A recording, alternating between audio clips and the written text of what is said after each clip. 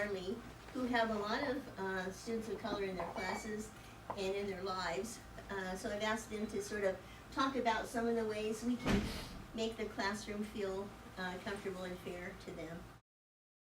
Arlie and I met came up with this title in the little description before this happened, and so now I've sort of altered. I mean, I still have elements of what I was going to speak about before, but I've altered things a bit because I feel like this is such a pressing need that our students want to talk about this and it needs to be spoken about. So I'm going to talk about empowerment, and Arlie's going to talk about fairness in a diverse classroom and some practical aspects of things we can do. And I'm going to share a lot of students' perspectives with you, and then we'll have time for discussion. So we all know what happened in Charlottesville last weekend, and a lot of our students are hurting and are afraid, and I keep getting the sense, whether it's on Facebook, it's in person, definitely in the classroom, they want to know that we are carrying their burdens, that we see them, that we understand even a tiny bit of what they're going through.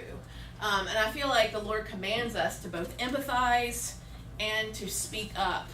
And I was thinking about Proverbs, speak up for the one who cannot speak for themselves. It doesn't mean our students can't speak for themselves, but if you speak to many students, especially African American students in particular, also but some of the Nigerian students, international students of color, they'll often say, I really want to say something in class, but everybody immediately labels me as pulling the race card. Mm-hmm. And so in a sense, how can we open that space for them to feel confident about speaking up, that they're not going to be, mocked or dismissed? How can we treat this really seriously? So I feel like in that sense, we are called to speak up for those who perhaps can't speak up for themselves in our classroom. When you're saying that the students are saying that, yeah, is it in reference to a racial issue or just anything in class? They're telling you that they feel like particularly racial issue, but sometimes it's anything in class. Sometimes, I've heard multiple students of a professor saying something sort of flippantly that deals with a race issue, and then the rest of the semester they're afraid to speak in general. I've heard these stories. So that's another topic that I'm not really, but this in particular, issues dealing with their experience as a person of color in this country. So yeah, and I'll share some of that. MLK, I just want to share an MLK quote on listening our way to empathy. The way you develop more empathy and develop a sense of empathy, model empathy for your classroom, I think is listening and encouraging the stories and trying to understand. MLK says, any religion that professes to be concerned with the souls of men and is not concerned with the slums that damn them, the economic conditions that strangle them, and the social conditions that cripple them is a dry as dust religion. Such a religion is the kind the Marxists like to see, an opiate of the people. Oh, gives me chills. This quote is so good. So here are some of the responses. I asked students, students that we would in this country would be looked up as black, but some of them come from other countries.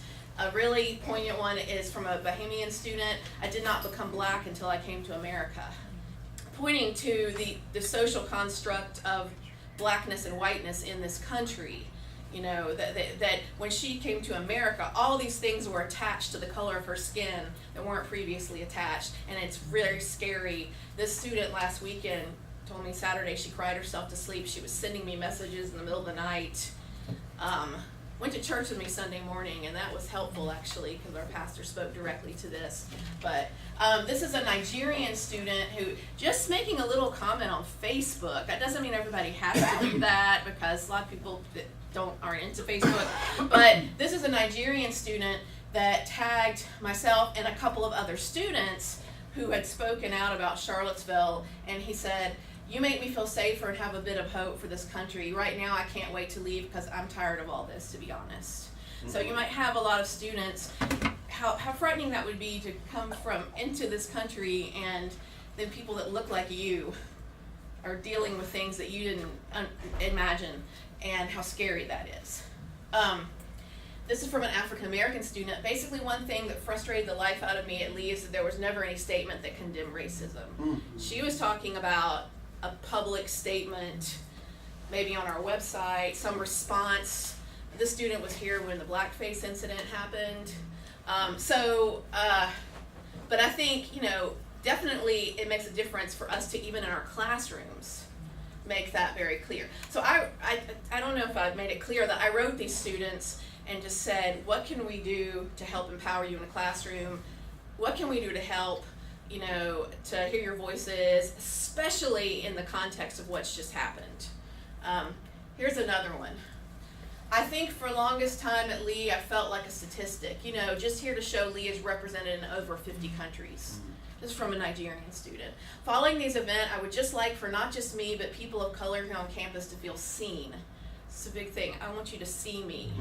I think Lee as an institution shies away from, there's some errors, but I just copied it, from issues like these because they are controversial, but should this be at the expense of not allowing some students truly to feel like members of the community? This semester, all I really want is for professors to be our allies. I don't want a full-blown conversation about America today in class, even though that's important, but just for them to show that they see what is happening and they care about our well-being and how what is happening is affecting us.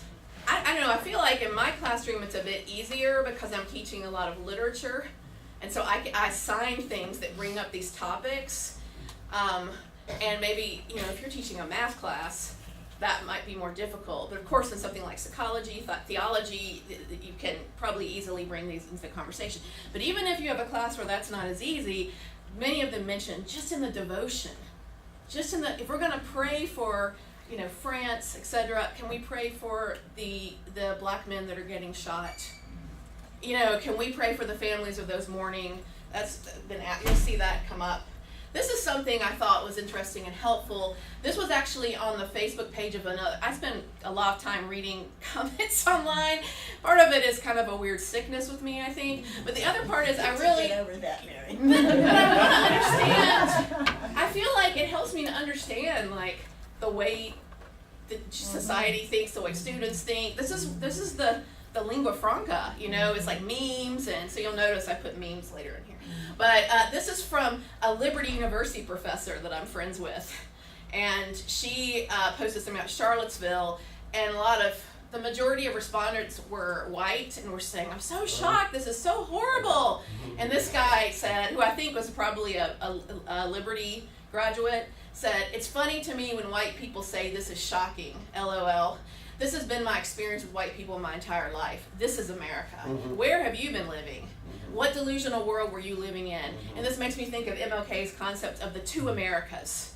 That it's like, white and black live in two completely different Americas, and the only way a white person perhaps can understand the experience of a person of color is to really ask, listen, research, to step forward to try to understand empathetically.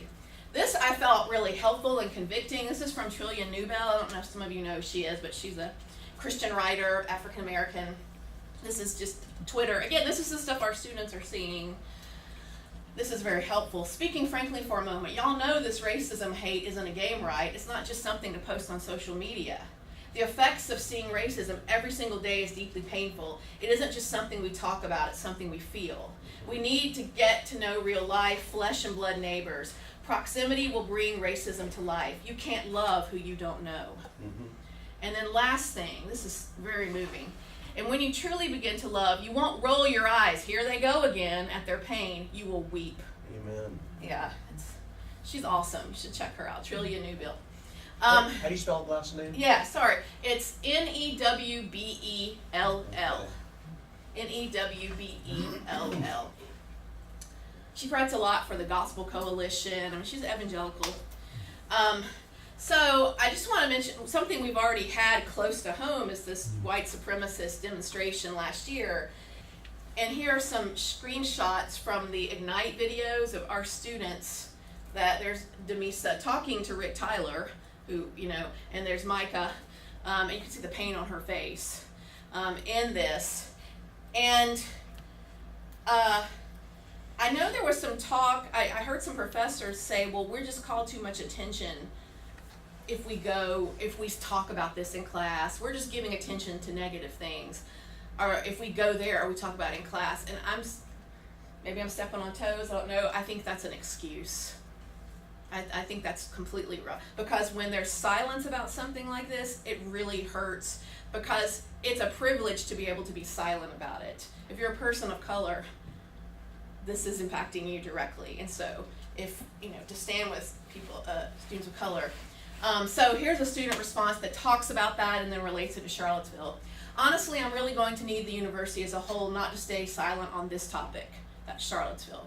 When the man from Polk County came to Cleveland with that ridiculous sign, a handful of students and teachers went to protest, but since this event didn't directly happen on the campus, they did not want to comment on it and give their specific opinion on campus. The student felt. In the light of Charlottesville, I question if Lee is prepared for something similar. I don't believe Lee has mentally and physically prepared itself for a possible University of Virginia, especially for the fact that there could be alt-right individuals within the Lee population. And we've actually seen we put up on a Facebook post for the vigil we're having, and we already saw some really disturbing comments and it getting shared in hostile spaces. So it's close to home, and some of these people were part previously of the Lee community. Yeah, I don't think people from Polk County are scared to return to this area, since a joke for a president, she puts in a little political thing, pretty much fluffed up the heads of the alt-right. Lee might think we are in a bubble in our small town, protected, but that bubble can be popped easily. If we are an international evangelical university, we need to voice that and actually be salt and light in the area. Salt and light aren't always easy things. Salt adds flavor and preserves, but it's bitter to taste. Light allows us to see. It also reveals the naked truth and sometimes ugliness. The student is prophetic, isn't she? Isn't this amazing? Yeah, these are brilliant. This is Philando Castile on the ground, dying. And I'm just thinking of that command, rejoice with those rejoice, mourn with those who mourn. We have students that are mourning and in great fear because of this. Here's another student. I was stopped twice by the police last semester, once for wearing a hoodie and the other for improperly wearing my seatbelt. The wearing a hoodie thing happened on this campus. Down by the School of Religion, walking, the student was stopped because he looked suspicious. And he was so demoralized and upset because he came to my class right after. Here's the worst part. I was a passenger in the car. That's for the seatbelt thing. The officer asked for my ID and asked if I was on probation. The officer did not ask the driver, who was Caucasian, for nothing. Driver's license, ID, nothing. Faculty and fellow Christians alike need to realize that people they support and put in office directly affect people of color. Since the election, as I predicted, the climate has been hostile to people of color. I felt the effects personally. It needs to be expressed that if you love your brothers and sisters, please listen to their stories. Do not create a narrative in your mind. Listen. Was this recent? Yes, very recent. So, that shop thing, I guess? Yeah. And this was on our campus? Oh, yeah. Yeah. It wasn't campus safety. It was, we have the police station right down the road. Yes. And we can come back to talk about it after I'll run through this. I want to mention that one of our desires, and I'm probably speaking to the choir here with a lot of this, so forgive me if I'll go quickly with it, but it's easy to think, well, let's just all, be colorblind. That's a really common thing, especially among Christians, which I'm sad to say. And it's a misinterpretation of MLK, just like this. It's kind of taking MLK and appropriating him and not looking at his hard words about white moderates who are silent and who don't really see what's happening to students of color. Yeah. I teach in the SOR, and I regularly hear from students this patter, God is colorblind. Yep. And so I asked them, where did you hear that? Yeah. They said, it was my parents, and parents are pastors or missionaries, and I'm saying, I'm not trying to be disrespectful to your parents, but God is not colorblind. God sees color. God loves the God different sees colors gender. God sees gender. I heard a girl. And they are. I can't think of one time when a student was not shocked that I said, respectfully, you've been taught wrong. That God does see color, and it's like I said, they found the bones of Jesus, you know. They thought I was, you know, it's, so Yeah. this is a regular narrative that is being taught actively today. Oh yeah, absolutely. Can we come back to this maybe after well, I don't want to take away your time. I'm No, I worried. was gonna add, it's not just Okay. colorblind, but also color mute. Color mute. Yeah. Oh, that's good. Yeah. I think it needs to be framed in why he sees the color, why he sees the gender, because it's beautiful. For Yeah, diversity. yeah. But it's also. So we change that narrative. Oh yeah, absolutely. Well, this is a good. I'm using all these memes to help because this is the lingua franca of the problem with colorblindness. Seeing skin color is not a problem. The messages attached to skin color are what need to be examined. You know, I don't see skin color. For instance, I don't see the man next to me and be like, no, sir, I don't see it. But I think that a lot of this is an article I found from a Odyssey Online, which is a student paper. You've come across that? It's 11 things Black people experience at an all-white college. By all white meaning predominantly white. And this idea, I want you to see my blackness, you know, because it's beautiful. This is not from a Christian. This is from like Berkeley, I think. But yeah, so I think there's two parts to this. Color blindness is problematic because you don't see the beauty of diversity, and I've heard another Black pastor saying, if you don't recognize, you know, the beauty within diversity, then you're kind of constricting what the image of God is like. You know, you're constricting. That's a part of who God is, that He's put this within. You know, us looking like this. These differences, but also I think a large part too with our students would also be only white people can claim to be colorblind because that's about white privilege. A Black person can't be colorblind because they know every day of their lives I'm Black because they are treated differently. And so for a white person to say I'm colorblind reads as you're overreacting. You know, let's just all love each other. It's like, how can we really reconcile if we don't even acknowledge the problem? So that's the positive and negative things. And so I mentioned this, color blindness, a myth of white privilege. These are colorized photos from segregation. So the little girl looking at all the images of whiteness that she sees just her whole life growing up, and the dominant norm, whiteness.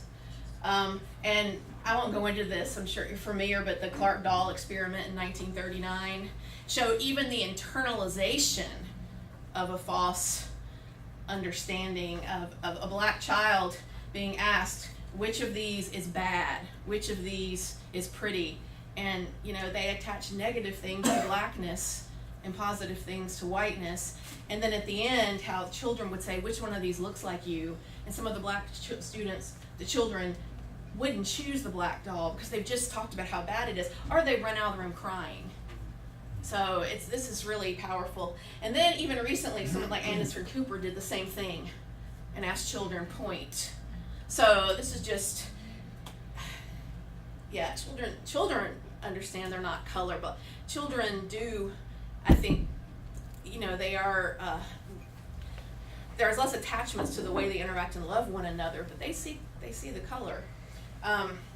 Colorblind person willfully shuts her eyes to both beauty and oppression, and that also shuts their ears, like you said, the muteness. And then, just for sake of time, I won't go into this. The other problem would be thinking of someone as a spokesperson for their race.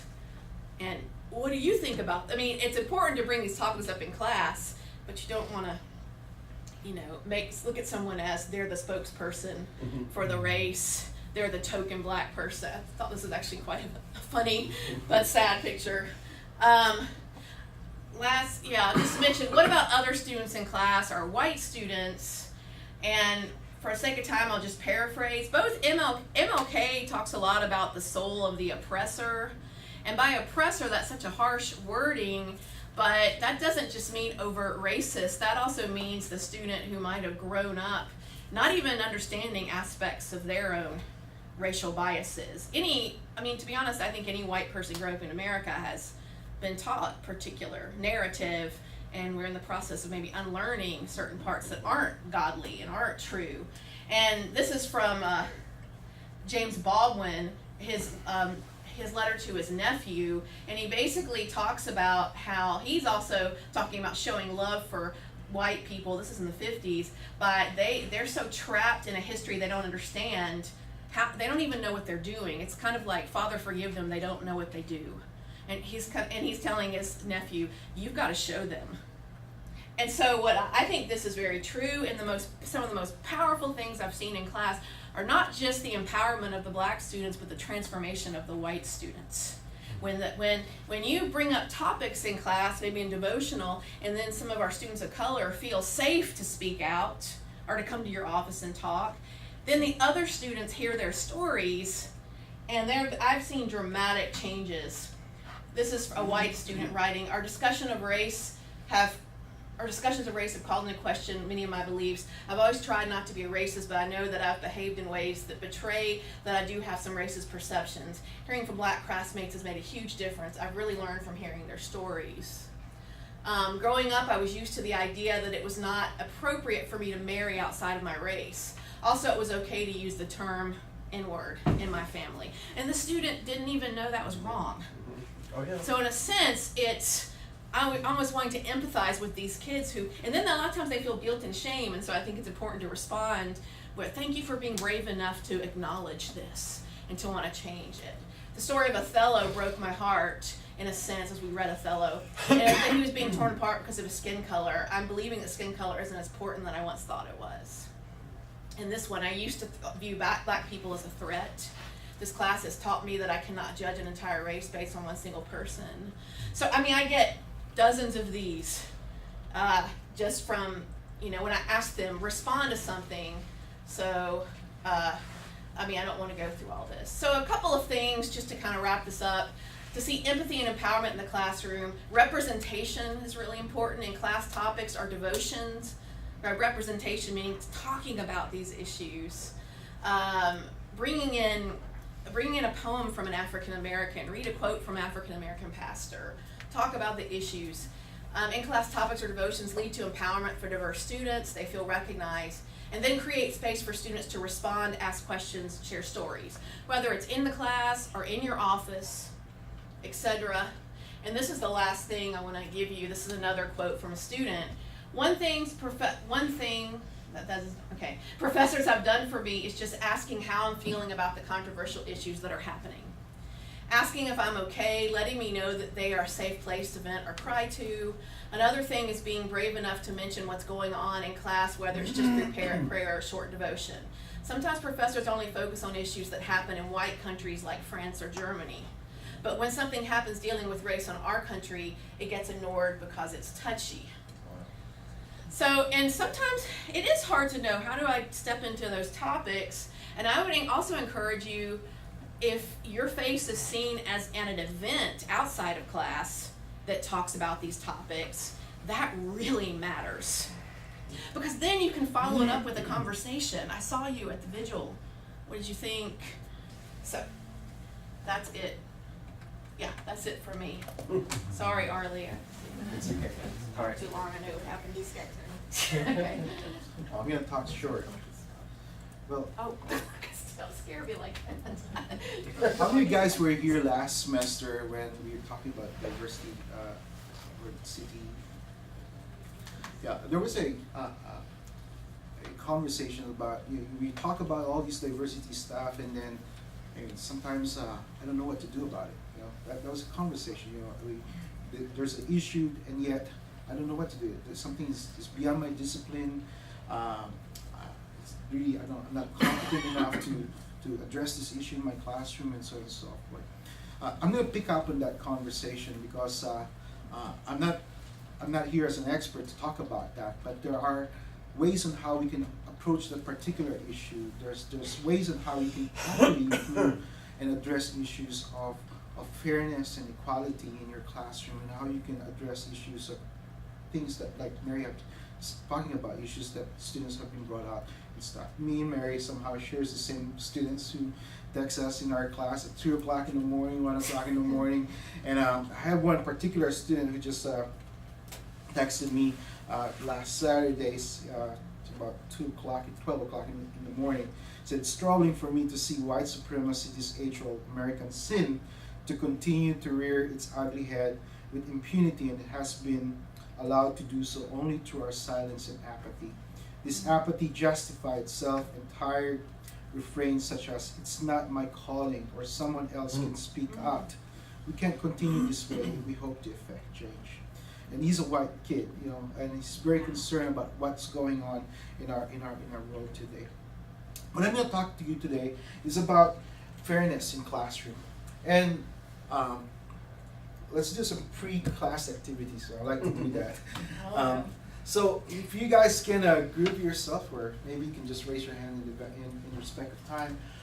Which do you think the picture that best represent equality, and which pictures do you think, which among the two pictures would represent equity?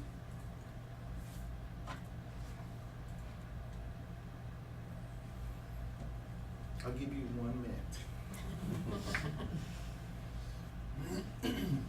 Which one is equality and which one is equity? I'm so sure some of you guys already seen this picture somewhere. On the right, they can all see. The right? Which one is equality first? That's equality. Right one or left one? Equality. Who says left? Left. Left. Okay. Who says right? Equality. Equity. Left. Who says left? Equity. Right. All right. Cool. All right. I have some Paul everywhere here activity, but since not has everybody brought their phone? Well, I just gonna let go of that. All right. In the first image, it's assumed that everyone here. The assumptions of the first image says that everyone is the same, so equality. And they'll be treated equally because they're given the same chances and same chances, and they have the same treatment. But in the second image, it says that everybody has given the opportunity, yet they are treated equitably because of the fact that they have access to the same game, they can see the same things over and over. And of course, in the third picture, which the most ideal of all is that we just take all the hindrances, and that's so everybody can see the game without any form of impediments for their game. And the same thing out here. So equality is everyone benefits from the same support, but not everybody else can have access to it. Equity means everybody gets the support they need, such as in the way of affirmative action, that's producing equity. But in the other hand, there's justice where everybody has some sort of systemic barriers are being removed from them. Well, what I'm going to talk today to you is some sort of in my own personal meandering this last semester and last summer. I was asked to do a class in the inner city of Atlanta by Carolyn. And at the same time, I also have some students in Hawaii and also last semester. So why should we be concerned about inequalities, and can we actually be equitable in our classroom? That's to be our goal, especially here at Lee. Since all our students are coming from different places, with different background, with different cultural baggages, is there a possibility that we can treat them equitably?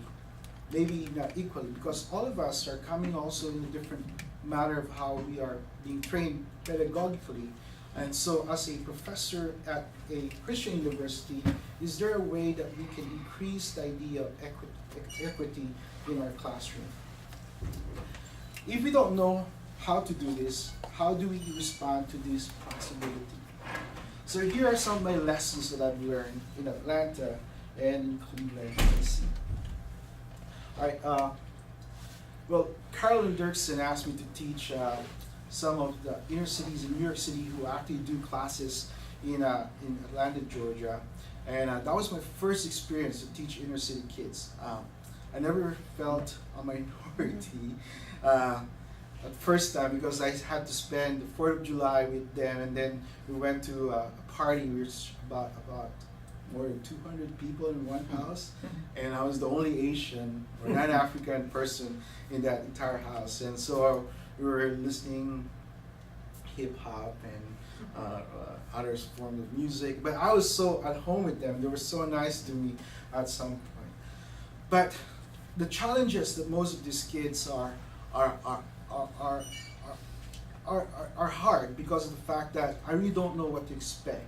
And at the same time, I have my own challenges themselves. How will I approach some of these kids, given the fact that they also have their own challenges? But it was a week of getting to know them and having them to get to know me. And eventually, it was a very successful time because at the end of the week, they were able to write a grant for gang prevention program. They were able to make their own website for their gang prevention grant.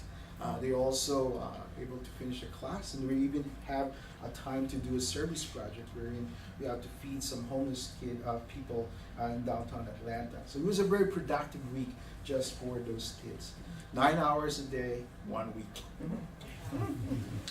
So why should we be concerned about empowerment and fairness in our classroom? And so these are some of my students of color in here at Lee. I just put the United Colors of Benetton. That was a crap. So I thought that was cool. First of all, just to re-emphasize some of the things that we talked about in the devotion the other day and yesterday. So that we have to re-emphasize our calling to invest in human capital. The poor will always be with us, so as the rich people will always be with us. It'll also re-emphasize the idea that we have to teach cross-cultural differences and facilitate successful transition, particularly among the underprivileged kids and kids who are minority status, encourage retention, and encourage students who are dropping out, so to prevent dropping out, assist them to successful graduation and completion, and also lead them to some sort of a modeling to hospitality, integration of faith, and of course having to help them to care and respect other people as well. But what I really want to emphasize is this one aspect of goals that we have, is to recognize the issues of power and power difference that's still eminent in most of our classroom, right? The power difference and forms of oppression are still a major impediment of students of colors and poor students in our classroom. I would like that to be we need to recognize that in our classroom. Because when we recognize this, as part of the equation, we can address issues of racism, of equality and equity and fairness in a classroom. Then we can be able to sit down and recognize what really are the struggles of our kids. You know, when I first came to Lee, I always thought that everybody else prepared to college and that everybody is ready to undertake some of the challenges that I want to put my students on. But the more I get to know my students and sit down with them, the more I learn that everybody's different and they learn differently, and they have some sort of different challenges in their own personal life, their academic life, their social life, and even more so, their spiritual life.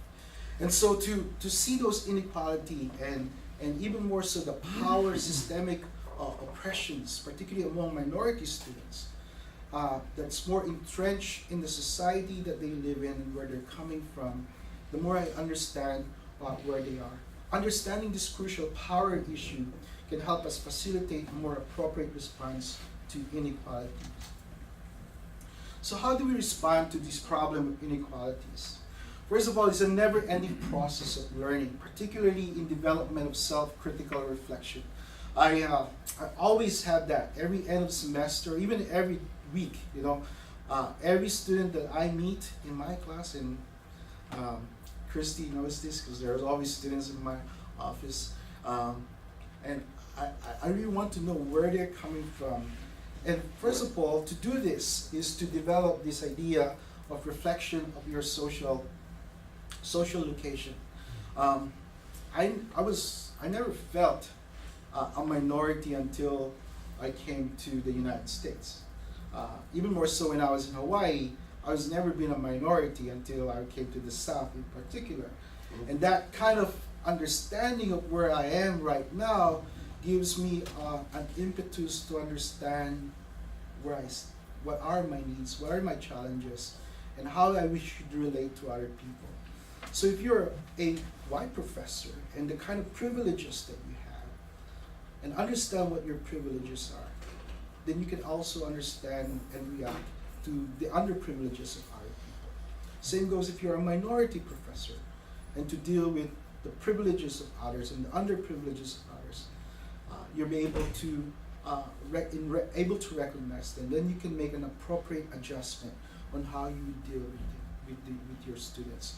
And having to deal with some of the students in Atlanta and even here at Lee, I found ways to gauge myself on what would be the best way and method to encourage them. It's not about personality, it's not about just merely about systemic or strategies of teaching.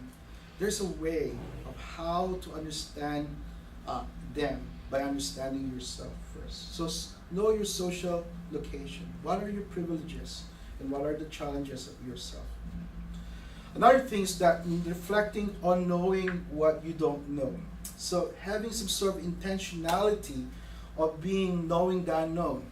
And some of us, we're more comfortable where we are at.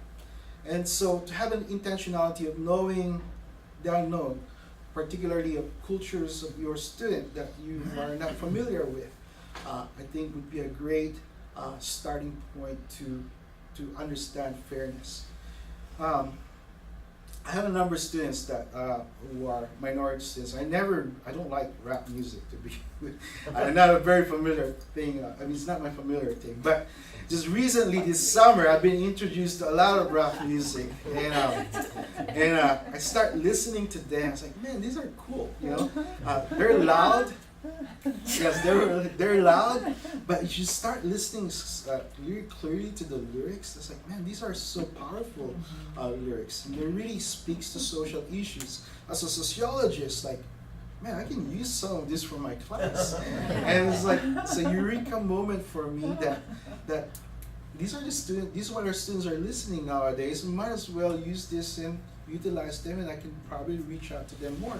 And so now I'm using a couple of these rappers, and Christian rappers in particular, for my theory class. And they're going to do some sort of theoretical analysis to some of these songs. So consciousness raising of the unknown and uncomfortable. In particular, racial consciousness about certain things. Here are some pictures. This is an excuse for me to brag about some of my trips in Hawaii. So having to spend students of minority students in Hawaii gives me some sort of a much more understanding. Having to sit down with them, eat with them, and really, and of course, Golden, really have give me a much more deeper understanding on what are the do's and don'ts of the culture of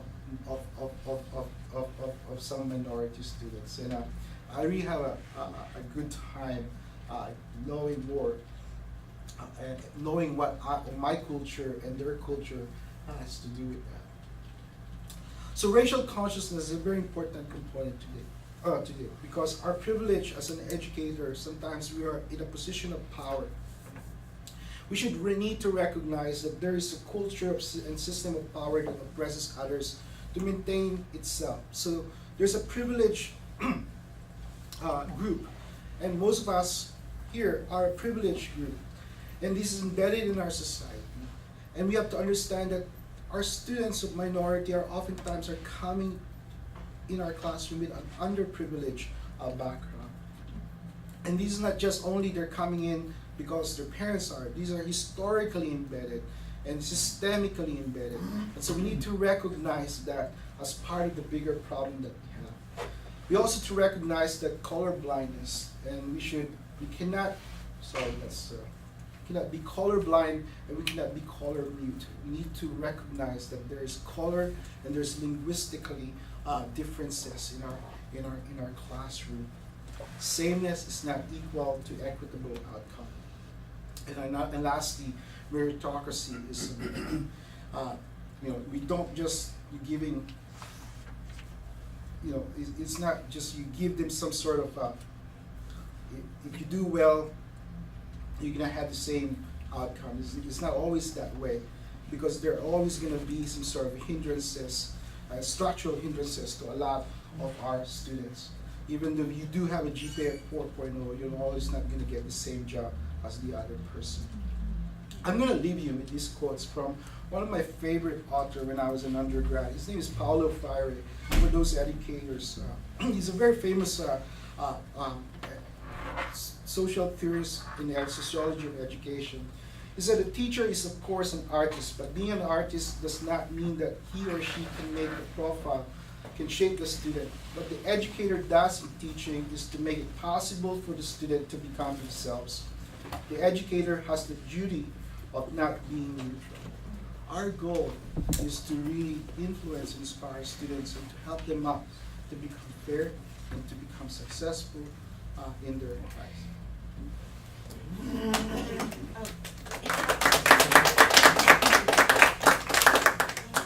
Just for follow-up, I think this is a conversation we want to keep going.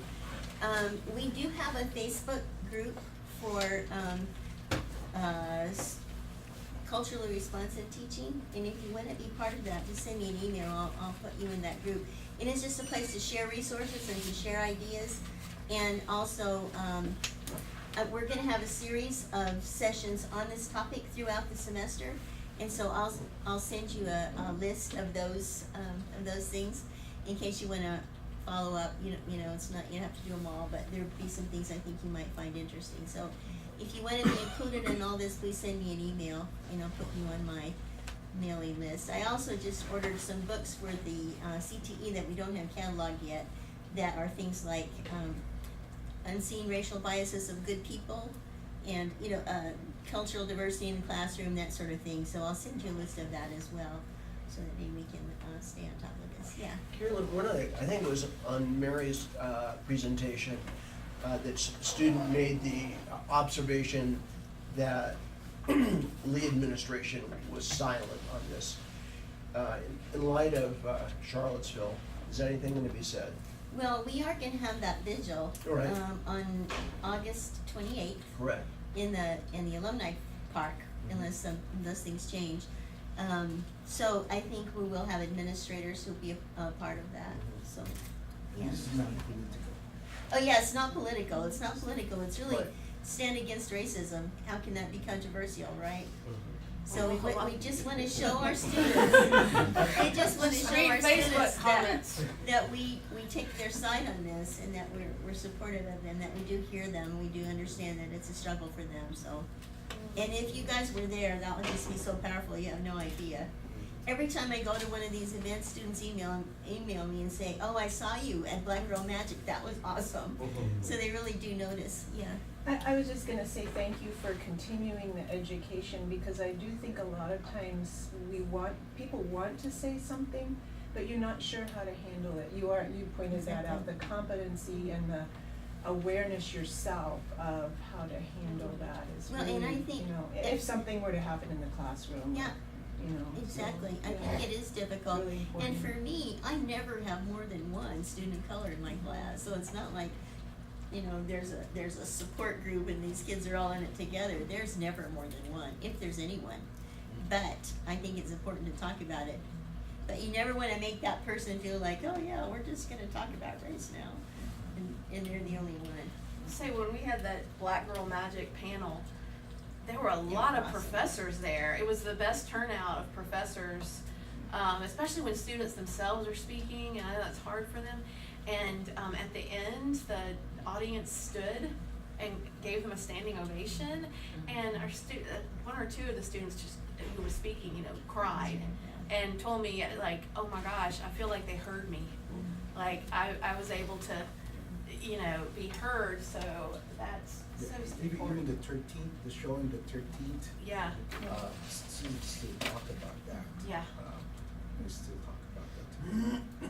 And I've done a little, at the devotion, this isn't even a race issue. Once I briefly mentioned a documentary about the way products are made in other countries, and we get them cheaply here. And I briefly mentioned a documentary that I hadn't even seen myself. It was because another student had mentioned it in class, and so I played the trailer. I had a bunch of students write me, say, I watched that with my parents. And you just don't, I guess we don't realize sometimes just the briefest mention of something significant can be really life-changing. And again, I never even watched the documentary. I just played the trailer because another Suppose student it had bad words in it, Mary. What? I trusted. I wanted to go back to what you said about being shocked with the statement about the young man with the hoodie. I just think that It happens it happens if you really. My experience is talking to any particularly young black male. It's very frequent.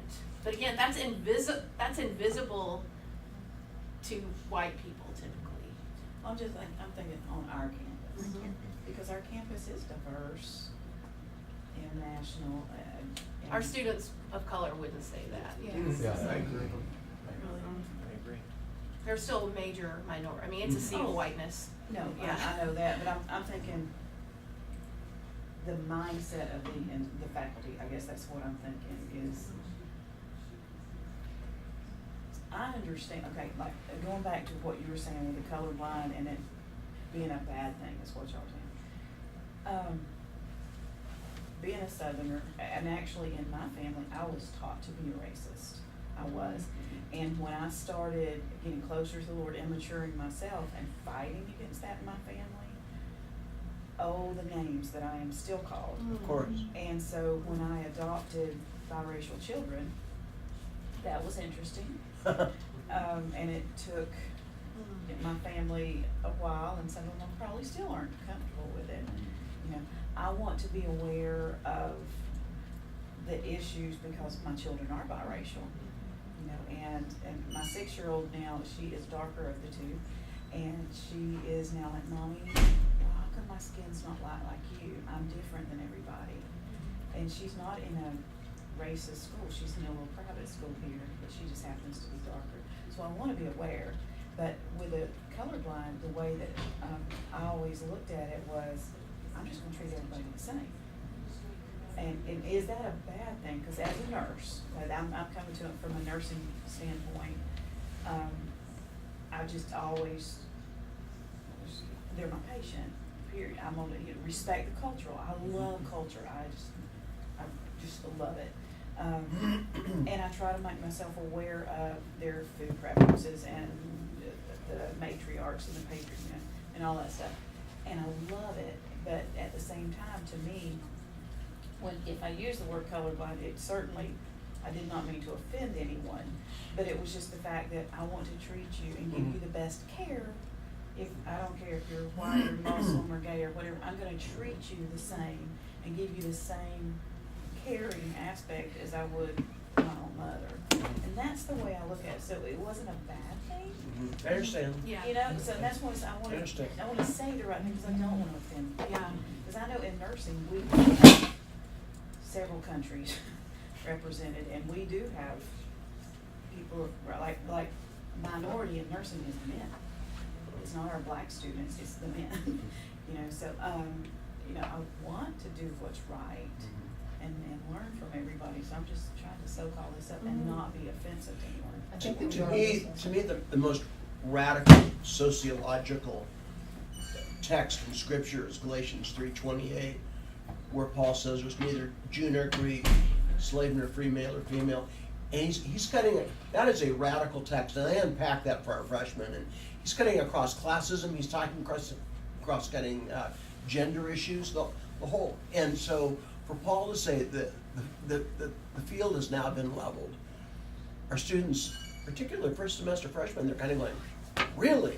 I said, yeah, let's talk about that. So then it's on. But I think we still, within that, have to recognize that the field is level in the sight of God, and it's Yes, level that's the- biologically for what kind of medicine you take, but it's not level for how systems have been geared to grind you up. Absolutely. It's not level in their experience Yeah. as a person. So I think what you're getting at is looking at each human being as made in God's image.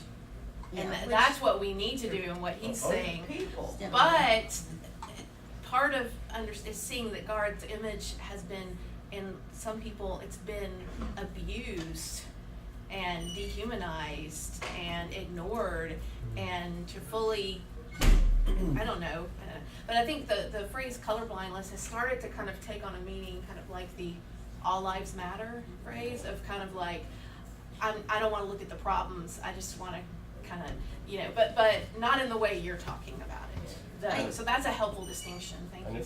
it's like we have no choice. I think your daughter is so wise. She's already at such a young age, already aware of it. So we don't have the choice anymore, because at such a young age she sees that she is different and it matters. So we have to address it in that sense. So. I think this is a wonderful discussion, and I hope that we can continue it. So we will have more meetings throughout the semester. So hang in there with us. We'll get to the bottom of it.